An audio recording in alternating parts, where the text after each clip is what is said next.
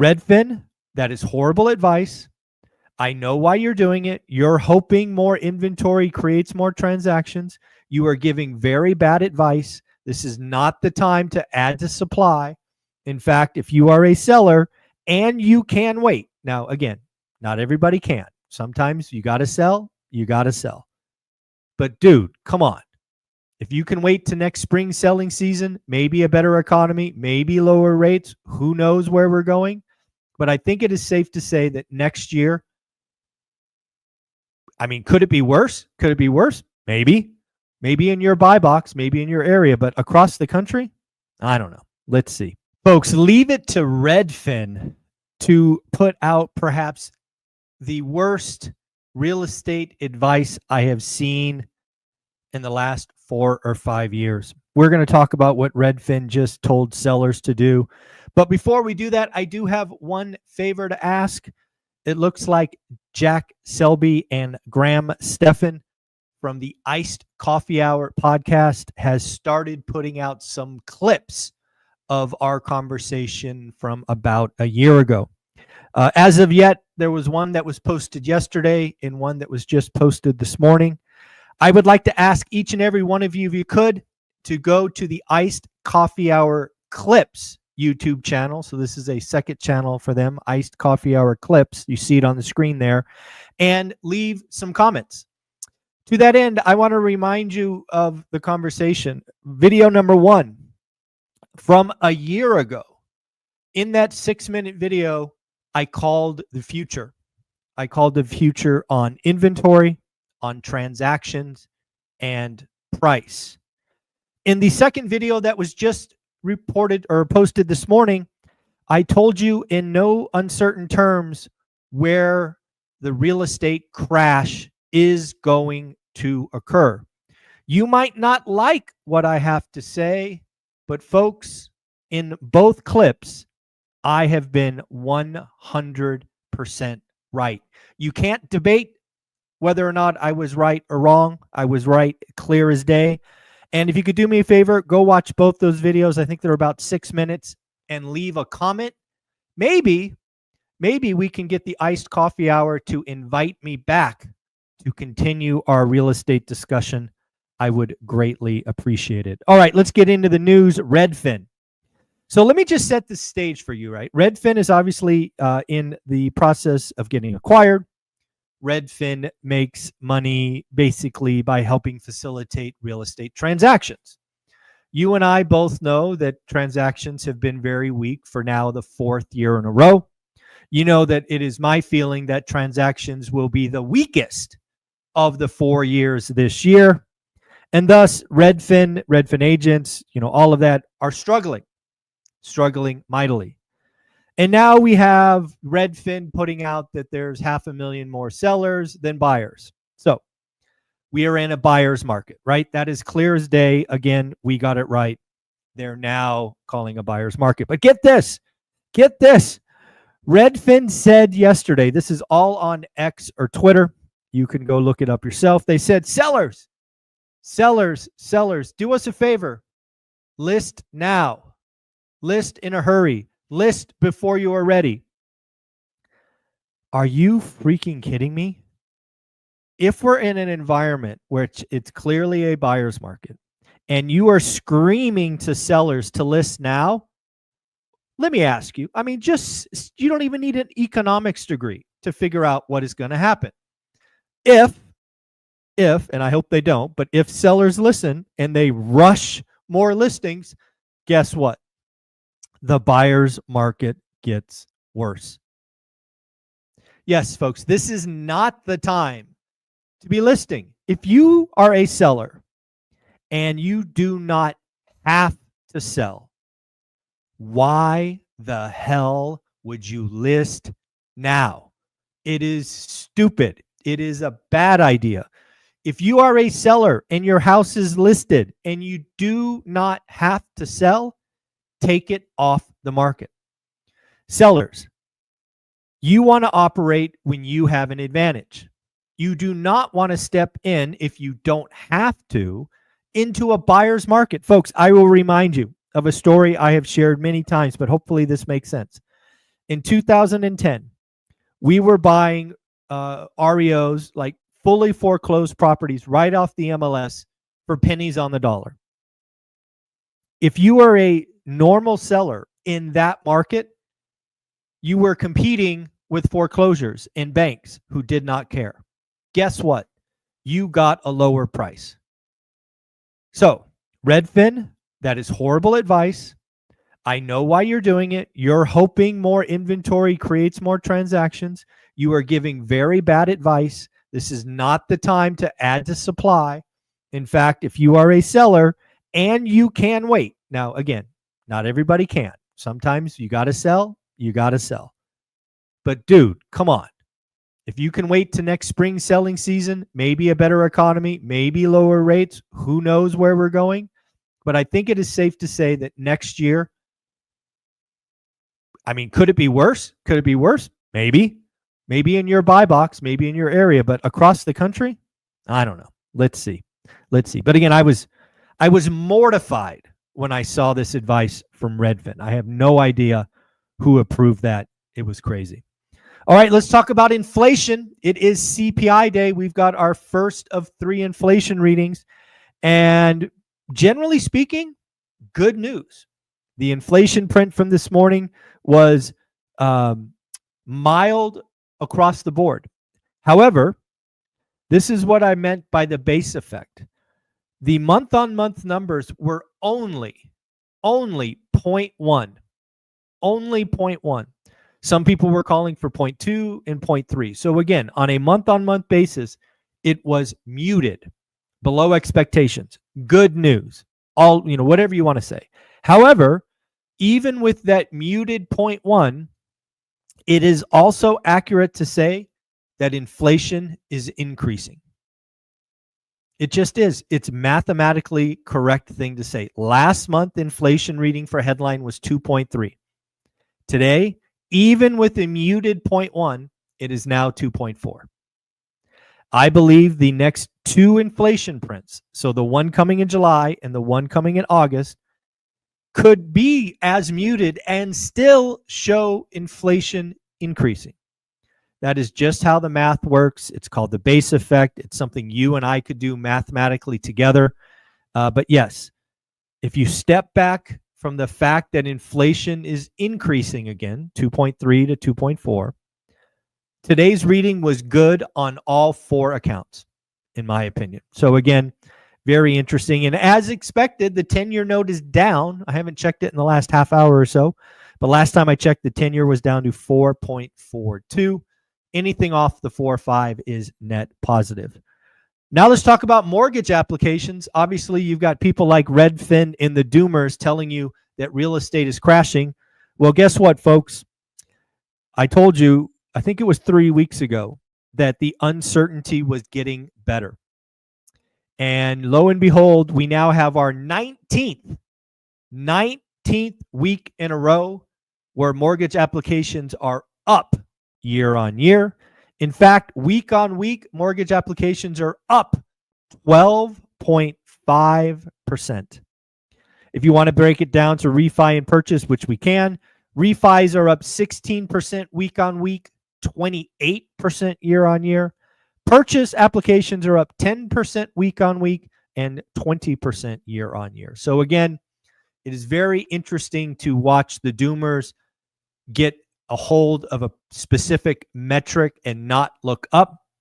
Again, mortgage applications are a leading indicator of what is to come. Mortgage applications generally lead pending home sales.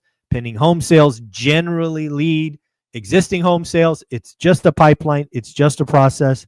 I think the most interesting thing this year, because peak uncertainty was during the spring selling season, is going to be a surprise fall mini boom. What I don't know how to call it, but it would be better than expected.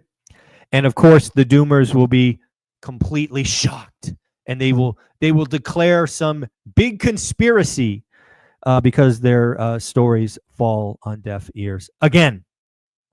Next up, looks like uncertainty again is getting better and better. Again, this is just part of the process. I told you in January that we were going to have 6 months of chaos. Well, we're getting really close to the end of that 6 months, which is July 20th. And it looks like we have almost an official deal with China. People actually expected China to be the hardest negotiations. And it looks like quite possibly it might be the second deal to get done behind the UK. Again, it appears, just based on this morning's reporting, that China and US have agreed to remove the barriers for rare earth from China to the US and tech exchange from the US to China. Looks like the tariffs are being reported as 55% on Chinese goods and 10% on US goods going the other directions. It is pretty interesting. I need to look more into that 55% because I thought we had 35%. Didn't we have wasn't it 30? 10% flat plus 20% for drugs. So I'm not sure how 30 went to 55. I'm sure it's out there. I didn't read it in detail this morning because I like to wait till the ink is dry because things can change.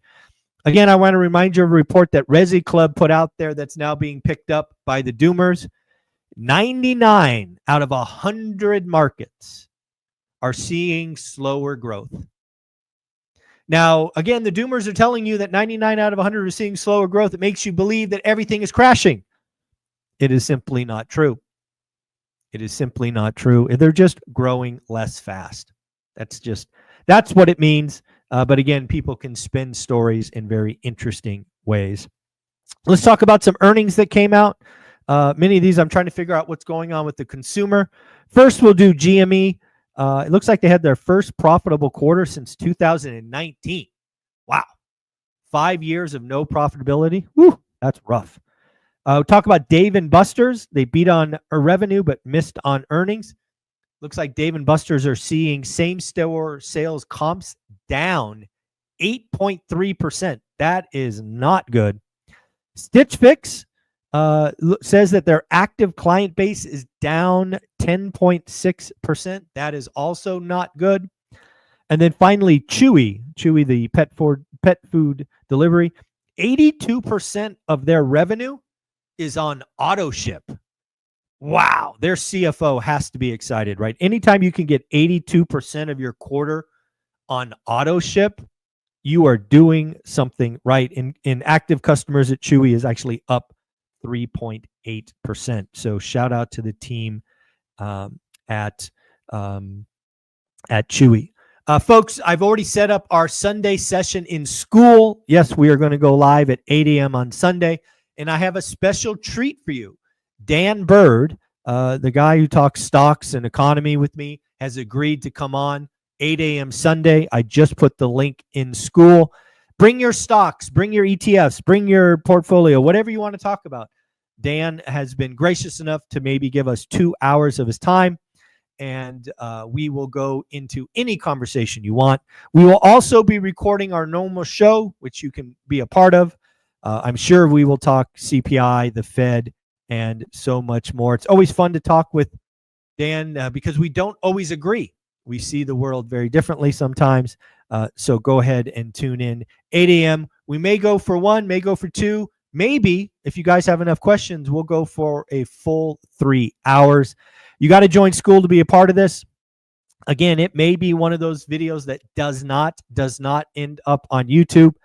People may be asking questions very much about their personal investing. And if so, it may not show up on YouTube. So if you want to be a part of it, you want to ask questions, sign up for school, $20 a month, 67 pennies a day. To that end, something I've come to realize is my school community, our school community, is where wealth builders go to network and grow. I just want to give you a taste of what is in the school community because you guys do not understand the value that you, if you're not there. There are now nearly 400 active members. 400 active members. Daily posts and daily comments. People introducing themselves, asking questions, getting feedbacks. The activity in the community is high. There's also thousands of dollars of education, both my 10-week boot camp Ty talking about creative finance, Jason Pritchard doing live seller calls, all there and available for you. Just to give you a feeling for the activities that are pre-scheduled, Monday, there is an accountability group called Start of the Week Accountability Group.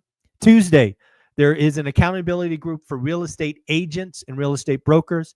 If you're a real estate agent and you are not a part of this, shame on you. 67 pennies a day to get ahead of the game, becoming investing agent, all of that stuff. Wednesday, we have two. We got Ladies of ORAT. I'd love to see the Ladies of ORAT community growing. Again, sometimes when you're out in the world in real estate, it seems to be very male dominated, not at one rental at a time. We've got the Ladies of ORAT mastermind accountability group. In the evening, if you like evening stuff, we have a weekly accountability group at 6 p.m. On Wednesdays. Thursday, one of our newest accountability groups called Multifamily. As you guys know, multifamily is a big opportunity coming, in my opinion. So it's great to have that group. Friday, out-of-state investing.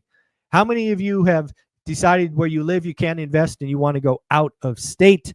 Again, out-of-state investing on Friday. Right now, we've got nothing on Saturday. Folks, Saturday is wide open in the calendar.